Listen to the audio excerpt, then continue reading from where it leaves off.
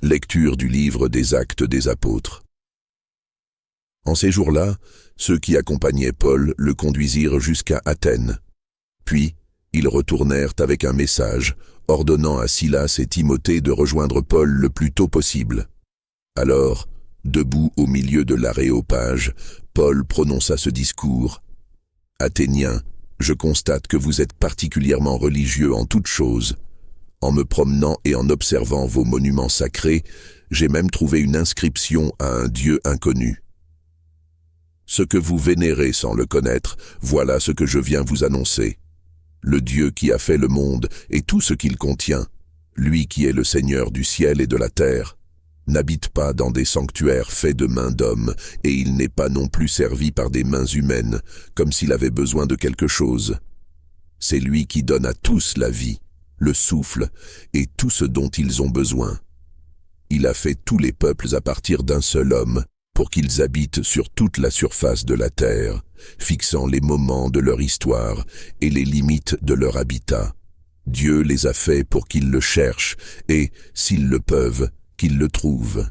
Car il n'est pas loin de chacun de nous, puisque c'est en lui que nous avons la vie, le mouvement et l'être. Comme certains de vos poètes l'ont également dit, nous sommes de sa descendance. Si donc nous sommes de la descendance de Dieu, nous ne devons pas penser que la divinité est semblable à une statue d'or, d'argent ou de pierre sculptée par l'art et l'imagination de l'homme. Voici que Dieu, sans tenir compte des temps d'ignorance, ordonne maintenant aux hommes de se repentir, car il a fixé un jour où il jugera la terre avec justice par un homme qu'il a désigné, en le ressuscitant d'entre les morts. Quand ils entendirent parler de résurrection des morts, les uns se moquèrent et d'autres dirent « Nous t'écouterons une autre fois ». Ainsi, Paul se retira du milieu d'eux. Cependant, quelques hommes s'attachèrent à lui et devinrent croyants. Parmi eux, il y avait Dénis, membre de l'Aréopage, et une femme nommée Damaris, ainsi que d'autres avec eux. Après cela, Paul s'éloigna d'Athènes et se rendit à Corinthe. Parole du Seigneur. Louez le Seigneur depuis les hauteurs des cieux. Louez-le dans les hauteurs. Vous, tous les anges, louez-le, tous les univers. Les rois de la terre et tous les peuples, les princes et tous les juges de la terre, tous les jeunes hommes et jeunes filles, les vieillards comme les enfants, qui louent le nom du Seigneur, le seul au-dessus de tout nom, sur le ciel et sur la terre. Sa splendeur, louange de tous ses fidèles.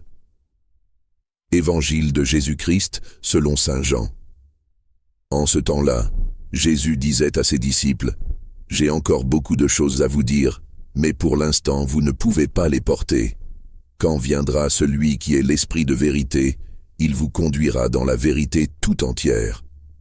En effet, ce qu'il dira ne viendra pas de lui-même, mais ce qu'il aura entendu, il le dira, et ce qui va venir, il vous le fera connaître. Il me glorifiera, car il recevra ce qui vient de moi, pour vous le faire connaître. Tout ce que possède le Père est à moi. Voilà pourquoi je vous ai dit, l'Esprit reçoit ce qui vient de moi, pour vous le faire connaître. Acclamons la parole de Dieu. J'ai encore beaucoup de choses à vous dire. Comment le Verbe éternel, sagesse infinie de Dieu incarné en Jésus, peut-il nous léguer son message? Notre intelligence est-elle infinie comme la sienne? Son message ne doit-il pas être traduit en paroles? En effet, pour l'instant, nous ne pouvons pas porter toutes les implications. Cela nous mènerait trop loin, hors de nous-mêmes, jusqu'à cette ligne d'horizon où se touchent la terre et le ciel, le temps et l'éternité, le péché et la miséricorde. Sur cet horizon se dresse seul le poids de sa présence, qui nous est de fait insupportable. Pour l'instant, vous n'avez pas la force de les porter. Notre foi n'est pas irrationnelle, mais en même temps, elle n'est pas le fruit d'un simple raisonnement. Elle dépasse notre seule raison. La lenteur des apôtres à comprendre le Christ n'était pas due à leur manque d'instruction ou à une intelligence déficiente. Il leur fallait l'aide de l'Esprit Saint pour percer les mystères divins. Quand Pierre a reconnu Jésus comme le Messie et le Fils de Dieu, le Christ a répondu « Tu es heureux, Simon, fils de Jonas, car ce ne sont pas la chair et le sang qui t'ont révélé cela, mais c'est mon Père qui est dans les cieux. » Matthieu 16, 17. La foi est un don. Nous devons la demander. Une fois que les apôtres ont reçu le don de l'Esprit Saint, non seulement ils ont été capables de comprendre le message du Christ, mais ils ont été capables de le vivre. Il vous conduira dans la vérité tout entière. Qu'est-ce que la vérité? Cette question ne doit pas uniquement éprouver le sic de Pilate, elle doit nous ébranler aussi chacun dans son intérieur. Elle doit cesser d'être une charpente mentale de conception personnelle ou collective avec laquelle nous pouvons caser Dieu. Elle est plutôt un espace vital qui constitue la création tout entière et dont nous faisons partie. Et en son milieu, l'Esprit de Dieu nous habite et nous conduit à assimiler l'héritage spirituel du Christ, autant l'enseignement de l'Église que notre conversion. Laissons-le nous guider. L'Esprit vous guidera vers la vérité tout entière. Même si avec le Christ la révélation est achevée, elle n'est pas complètement explicitée. Il restera à la foi chrétienne de saisir graduellement toute la portée au cours des siècles. C'est l'Esprit Saint qui nous guidera à travers les églises vers toute la vérité. C'est l'Esprit Saint qui nous rend confiants en l'enseignement de l'Église, et c'est l'Esprit Saint qui nous donne la confiance nécessaire pour cheminer vers la sainteté. Que faisons-nous pour grandir en notre compréhension de la vérité révélée par Dieu?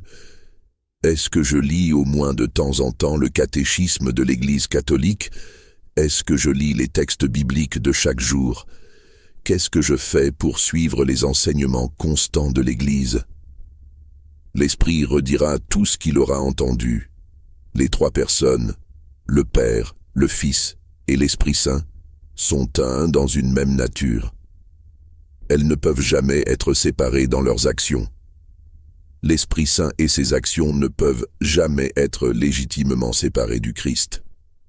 L'Esprit dit ce qu'il reçoit du Christ. L'Esprit Saint continue le travail de salut accompli par le Christ. L'Esprit n'agit pas à côté ou en dehors du Christ.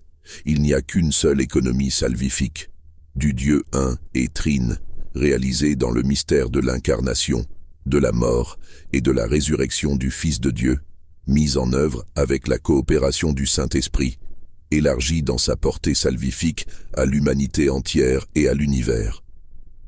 Les hommes ne peuvent donc entrer en communion avec Dieu que par le Christ, sous l'action de l'Esprit. Est-ce que j'écoute attentivement l'Esprit Saint? Il recevra ce qui vient de moi. Jésus parle de lui comme d'une personne. Communion du Père et du Fils, l'Esprit Saint est pour nous la communication de leur amour. Il nous aime tout simplement, à sa manière divine. Il nous associe ainsi au Fils, pour que nous soyons ce que nous devrions être, réconciliés avec Dieu. Dieu fait don de son bien à sa créature, le plus grand bien qui dépasse tous nos biens limités. Ces derniers parasitent parfois nos espérances et étouffent en nous l'espérance. L'Esprit ne s'impose pas à nous, mais il nous invite incessamment à goûter aux délices de son cœur. Pourquoi ne pas l'accepter? Prions ensemble. Ô toi qui as créé le cœur des mères, je trouve en toi le plus tendre des pères. Mon seul amour, Jésus Verbe éternel, pour moi ton cœur est plus que maternel. À chaque instant, tu me suis, tu me gardes. Quand je t'appelle, jamais tu ne tardes. Et si parfois tu sembles te cacher, c'est toi qui viens m'aider à te chercher. C'est à toi seul, Jésus, que je m'attache. C'est en tes bras que j'accours et me cache. Je veux t'aimer comme un petit enfant. Je veux lutter comme un guerrier vaillant.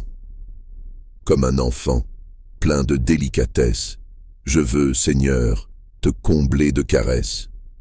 Et dans le champ de mon apostolat, comme un guerrier, je m'élance au combat. Ton cœur, qui garde et qui rend l'innocence, ne saurait pas tromper ma confiance. En toi, Seigneur, repose mon espoir. Après l'exil au ciel, j'irai te voir. Lorsqu'en mon cœur s'élève la tempête, vers toi, Jésus, je relève la tête. En ton regard miséricordieux, je lis « Enfant, pour toi, j'ai fait les cieux. » Je le sais bien. Mes soupirs et mes larmes sont devant toi, tout rayonnant de charme. Les séraphins au ciel forment ta cour, et cependant, tu m'en dis, mon amour. Tu veux mon cœur, Jésus, je te le donne. Tous mes désirs, je te les abandonne. Et ce que j'aime, ô mon Seigneur Jésus, mon roi, je ne veux plus les aimer que pour toi. Ma seule paix, mon seul bonheur, mon seul amour, c'est toi, Seigneur. Amen. Notre Père qui es aux cieux, que ton nom soit sanctifié, que ton règne vienne, que ta volonté soit faite sur la terre comme au ciel. Donne-nous aujourd'hui notre pain de ce jour. Pardonne-nous nos offenses comme nous pardonnons aussi à ceux qui nous ont offensés. Et ne nous laisse pas entrer en tentation, mais délivre-nous du mal. Amen. Je vous salue, Marie, pleine de grâce, le Seigneur est avec vous. Vous êtes bénie entre toutes les femmes, et Jésus, le fruit de vos entrailles, est béni. Sainte Marie, Mère de Dieu, priez pour nous, pauvres pécheurs, maintenant et à l'heure de notre mort. Amen. Gloire au Père, et au Fils, et au Saint-Esprit, comme il était au commencement, maintenant et toujours, et dans les siècles des siècles. Amen.